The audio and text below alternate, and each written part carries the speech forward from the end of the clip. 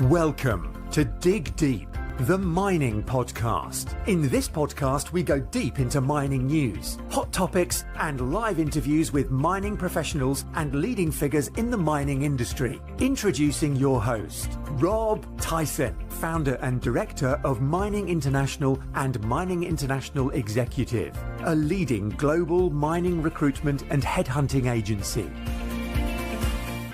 Hi, mining community. Welcome back to another episode of the Dig Deep, the mining podcast. And today's guest is Nicole Richards, who's the CEO of Allonnia, who are a company harnessing nature to solve the biggest environmental challenges for net positive impact. They transform liability into value by leveraging the power of biotechnology and engineering systems to help their customers reach their ESG goals in a waste-free world. Nicole has over 28 years of experience within the water treatment, mining and chemicals industry. And he's going to give us an overview and history of the company and the story behind Allonnia. How they work with mining companies and how their technology helps mining companies hit the sustainability goals, and thoughts on the trade wars that are having an impact on our industry. Our sponsors, Hawcroft, who are leaders in property risk management in the mining industry since 1992. They offer insurance risk surveys, construction risk reviews, asset criticality assessments, and more. They work across 600 sites globally and support all areas of mining, resources, and the minerals sectors. So if you're looking for any property and insurance risk management services, then please visit their website at www.hawcroft.com, and all the details are in the show notes. Nicole, welcome to the podcast. How are you doing? I'm great. Thank you for having me on. Yeah, appreciate your time as well. As we always start these podcasts off, I just wondered if you can give us a background about yourself. As I mentioned, you've been in the industry or a few different industries within the sort of mining resources sector over your career. So I wonder if you can just give us a snapshot of your career, maybe from when you graduated to sort of present day, so our audience knows a little bit about yourself. Sure. Yeah, I'd love to.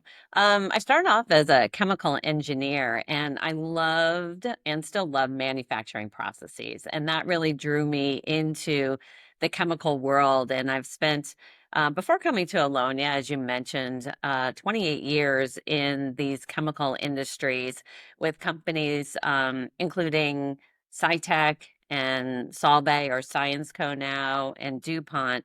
And a lot of that was in the water treatment industry and a number of years in the mining industry.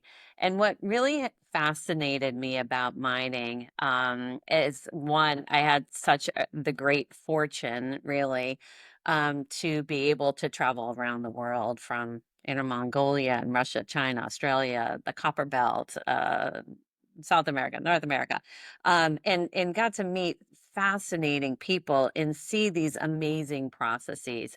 And it really inspired me to think about how do we make innovation happen in an industry as old as mining?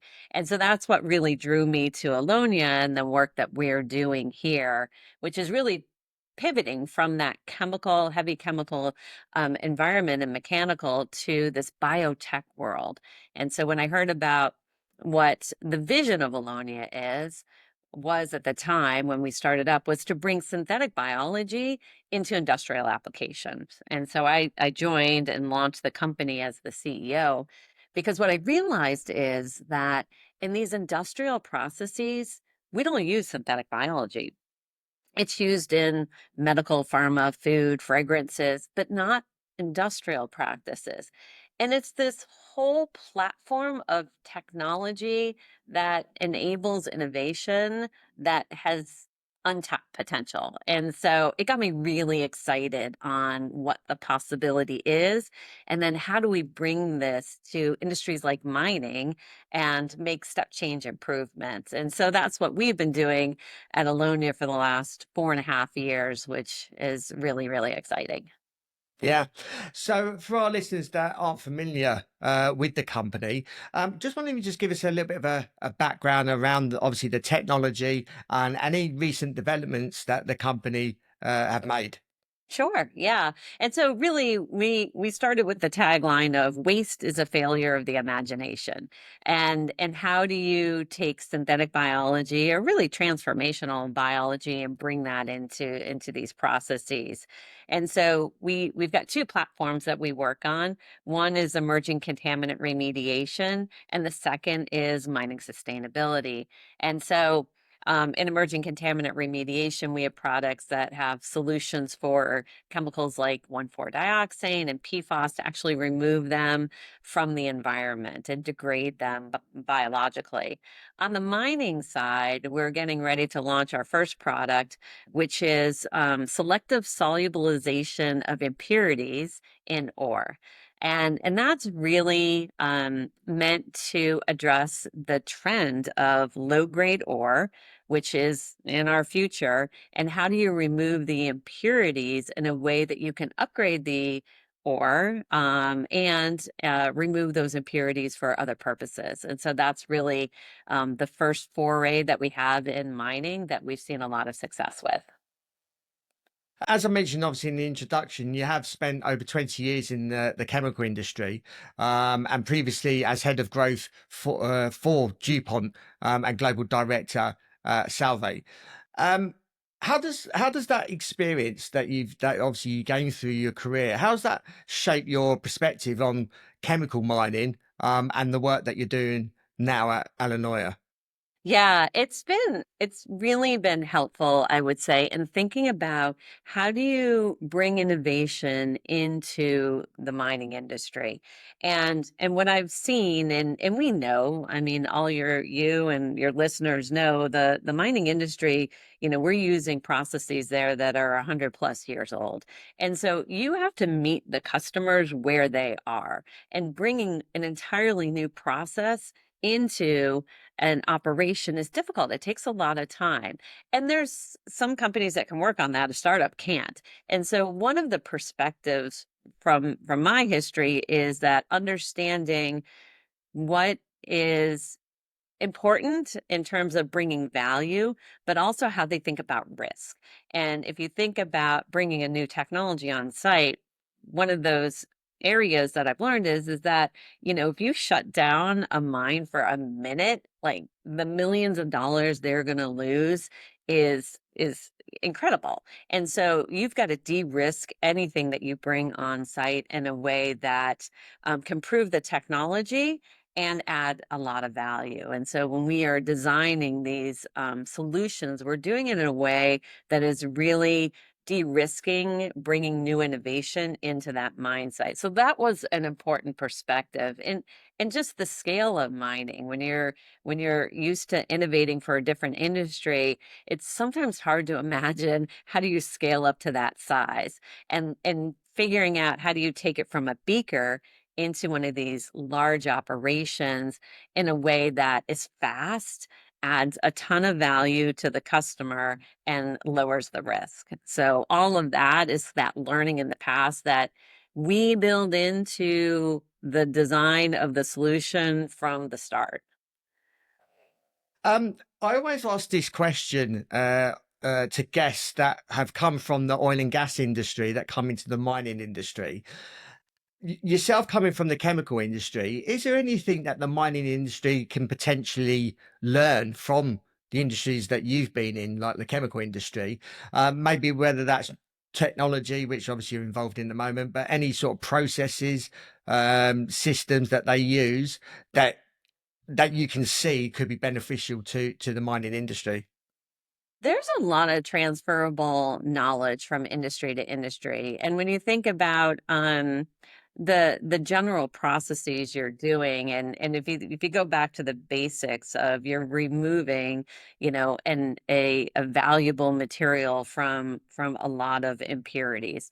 And so you think about that there's two ways that we think about biology, which is similar to the way that you can think about chemistry as well, is you're either binding something or you're dissolving something. And so there's lots of different applications that do that. And so learning how they do that, how do you for biology, as an example, how do you do fermentation in a way at scale that creates what these organisms are? They don't do this in the mining industry, but we're pulling that from other industries and making it applicable to the mining industry. And so the fundamentals of what you're doing, or what we're doing anyway, which is binding and dissolving at the most basic level, have been done in many other applications. So that whole part of it is really de-risked. And what the mining industry can learn from that is really bringing that into their processes in a way that hasn't been done before.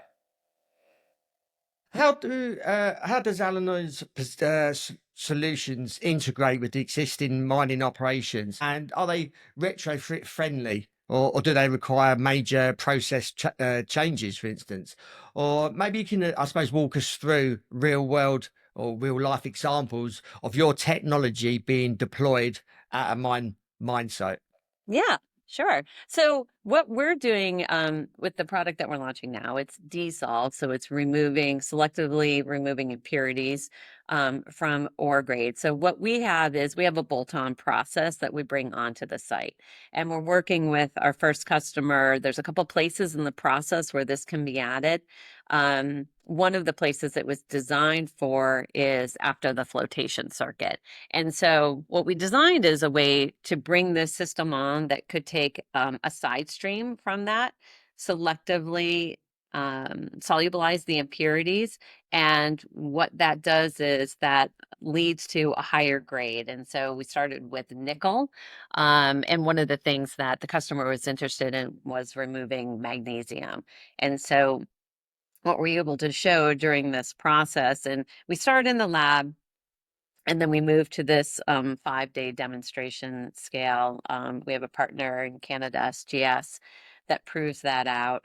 And then it moves to the mine site. And so in this example, what we're able to show is a 40% reduction in magnesium and an 18% increase in nickel grade. And so what we do is we bring our process onto the mine site, and it is additive to what they have. So they take a stream or the full stream off of their flotation circuit, run it through our process, and then it goes through to back into their process. And so it's easy to turn on and off. It's easy to take a side stream onto it. And for us, what we really are interested in is proving out the value in that, or it could be used in multiple places in the circuit. So that we can show what this technology can do in a way that is easy to integrate into the system. If we zoom out, I suppose look at the bigger picture, where do you see the real economic drivers for biotech in the mining industry, in say the next 5 or 10 years? Is it metals recovery? Is it tailings cleanup, carbon, or something the industry hasn't yet fully appreciated? I think in the near term, the biggest driver is in the value unlock. And so the way I think about biotech and mining is that there has to be a value to the customer there and a benefit to sustainability. And I think leading with sustainability is problematic in terms of adoption rate and scale. And so the opportunity for biotech is really initially in that value unlock. And that's really around metals recovery from low grade ores and waste streams. I think that in the near term is the best way to integrate biotech in mining. Over time, I do think the bigger opportunity is in reducing environmental liabilities, tailings remediation, CO2 sequestration. So really driving towards a more sustainable and even carbon-free mining practice. But it starts with value and then leads into those environmental benefits and sustainability improvements. One of Allen's core values is turning value into waste. At a time when mining companies are under increasing pressure to obviously meet ESG standards, can you share what this principle means and how how your company's technology helps miners hit their sustainability goals? Yeah. And it kind of goes back to the tagline I mentioned earlier, where waste is a failure of the imagination. And so, from the mining industry, there's a couple ways to look at it. Is one, in the example that I gave, is there's a way to unlock grade by reducing impurities. And so that's a benefit for lots of different reasons. There's less transportation, there's less mass because you're removing impurities. There's a huge benefit to the smelters, which is really all about removing those impurities so they're not going out as emissions, and it improves smelter runnability. So there's a lot of sustainability values there, but also in what you're removing. And so, for example, if you're removing magnesium, you can add CO2, turn that into a carbonate, and that becomes a carbon sink. So you could actually be carbon negative in some of these ways. There's other waste streams that you're removing that you could upcycle as well.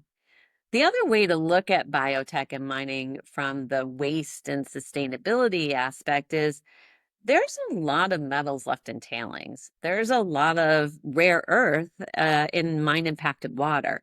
And so, how do we valorize those waste streams? And when you can do that, not only do you take the value out of those waste streams, but you're also reducing the liabilities because you have less metal in there. They're less toxic. And so, this is the beauty of biotech, is that if you do it right, you create value while you're reducing your environmental liabilities. And I love that because I think it's the smartest way to have a sustainable solution. Sustainable being defined as something that is able to be integrated into a system and continue to be used in that system. And so it really, I think, has this huge potential to have this double value, that miners can take that value and have the reduced liabilities and pay for those solutions with the return 10 times fold. The company works across many of the mining companies, whether it's major miners, mid tiers, or even juniors. How do you, I suppose, how do you think about picking the right early partner for Allonnia's technology deployments? Um, is big always better? Yeah, this is a really this to me is a really interesting topic. And going back to my history, I this is one of the biggest changes I've seen or felt in the mining industry. Is I remember 10, 15 years ago, the mining industry was very secretive and they would not let people onto their mine site. Every process was unique. And it has been a major shift change in these major mining companies where they welcome innovation. You've got multiple major tier one mining companies that have now a CVC arm that are investing in startups, that they want new technology. There's a huge pull. And so they're bringing innovators into their process, and they're saying, help us, like, here's what we have our ore, take our ore, find a way to make it better. Like, that never happened before, not to the degree it's happening now. So I love that. And it does show how an industry and these big companies can change for the better in really a short period of time. So the way we look at it and what we've seen is that that's been a huge improvement. And so they're creating innovation challenges. They're bringing new suppliers in. So those are tier one, and they're helping with lots of things, like I mentioned, funding from investing in partners.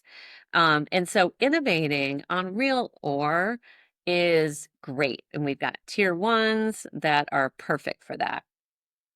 The next stage of that is piloting and then commercialization. So that's when you're actually going on the mine site and you're really testing it out in real world environments. And that's where I think the tier twos play a really big role, is that they don't have the bank accounts that the tier ones do, but they are desperate for innovation, and they're fast and they're innovative. And so what we found is that in terms of speed to market, really tapping into those tier twos to try out the technology on their site is really important. And even to do those first commercializations while the tier ones are still coming along into how to integrate it into their system. So there's a real balance between the value that the tier one companies bring and have, and how to integrate the tier twos to get this innovation in a very fast way to commercialization. And it's a great symbiotic relationship that I think the entire industry recognizes. We'll go to a tier one and we'll say, okay, you wanted this innovation, you wanted to do the testing, you provided all the resources for us to do it. Where do you want to commercialize it? And their answer is, well, we don't want to be the first ones to do that, but we'll be the second or third ones. And so that's where those partnerships really become important to anyone really innovating in this mining space.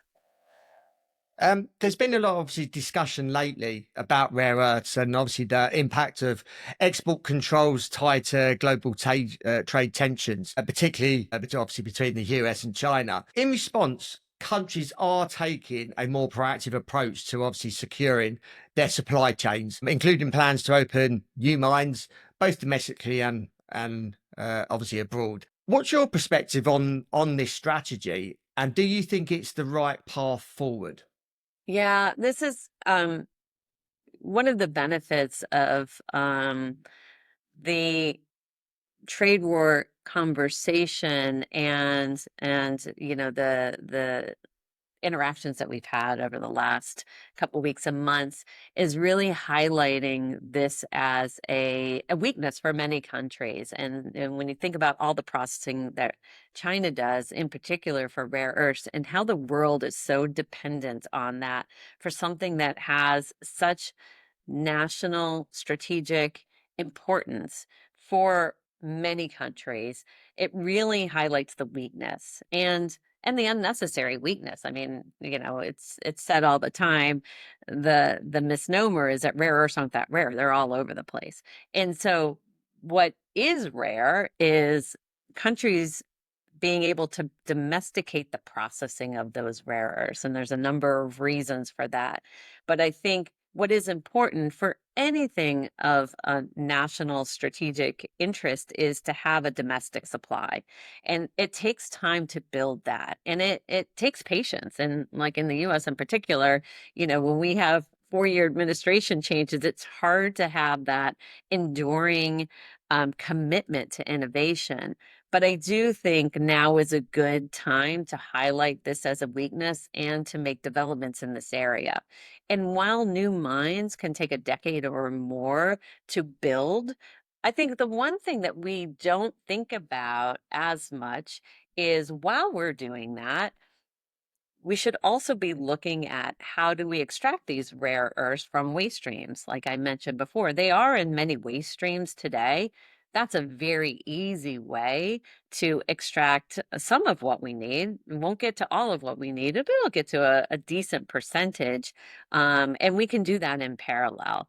And, things like e-waste recycling, which is done in single digits today, like we could focus on that a lot more and really be able to upcycle rare earths domestically wherever you are, as well as these waste streams. So I think it's really a combination of what we can do starting today to not rely on one country for processing of these important metals. And lastly, what's the outlook, short to medium term outlook for the company? And also, is there anything else that you want to share with our audience? Our audience are predominantly people within the mining industry. So, if there's anything else that you'd like to add?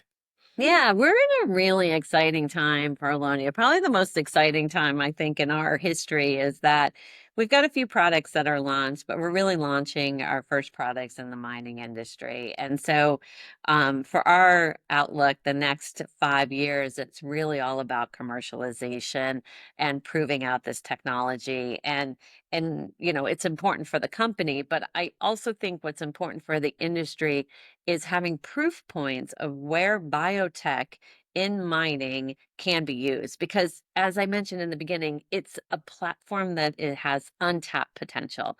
And so I think there is such optimism on what we can do in mining that has never been done before to address the challenges that we've never seen before, in terms of low grade ore, in terms of sustainability challenges. We've got this new technology platform that is a real exciting solution. And so, for the mining industry, I really encourage the industry to reach out and learn more, whether it's through Allonnia and what we're doing, or other partners in this space, and really see what their particular needs are and what the opportunities are.